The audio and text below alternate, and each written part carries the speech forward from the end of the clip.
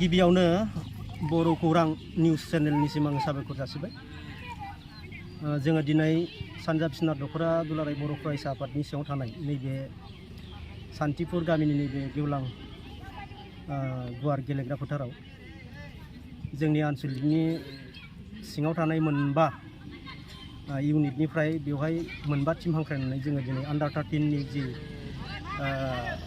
Football match बेवहाय गेलेनाय बादायनाय बेखौ जों होनाय जादों। दा बेयाव जोंनि एम्स एन्ड अबजेक्टिभआ बेनो बड'फा मिशन फर सास्टेनेबल चेन्जखौ नोजोर बोनानै जोंनि सिंनि गथ'फोरा माखासे गेलेनायाव बल खेलायावनो जा बा गुबुन गुबुन खेलायावनो जा खोब इन्टारेस्टेड नालाय, दा बेनिखायनो बिथांमोननिफ्राय जोङो दिनै सिलेक्सन मोनसे खालामनाय बेबायदि कम्पिटिसनखौ जों होदों। मानोना बिथांमोननि इयुनाव जाहाथे लाइफ केरियारा बिनिफ्रायनो हयथ' जायो बेखौ नोजोर बोनानै जों आनसलिकआ दिनै बे खेलखौ होनाय जादों। आरो दिनैनि बे खेल होनायनिफ्राय जोङो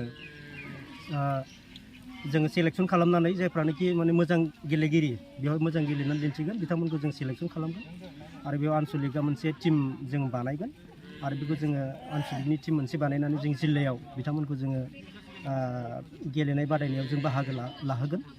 आरो जोंनि नोजोरा आरो जोंनि लुबैनाया बेनो जाहाथे जोंनिफ्राय नेसनेल आरो इन्टारनेसनेलाव जाहाथे गेलेगिरि जोङो जोनोम जाहोनो हायो आरो बेबायदि सुबिदा मोननानै जाहाथे जोंनि गथ'फोरा जाहाथे गावसोरनि लाइफ केरियारखौ खालामनानै लानो हायो। जों सानजा बिस्वनाथ दख'रा दुलाराय बर' फरायसाफ्रा बेखौ अराय हास्थायो आरो लुबैयो। आरो बेल' नङा, जोङो गुबुन गुबुन बोसोरफ्रावबो हयथ' जोङो खालामबोबाय थादों आरो देग्लायबो बेखौ खालामनाय जादों आरो फैबाय थानाय समावबो जों बेखौ खालामलांबाय थागोन।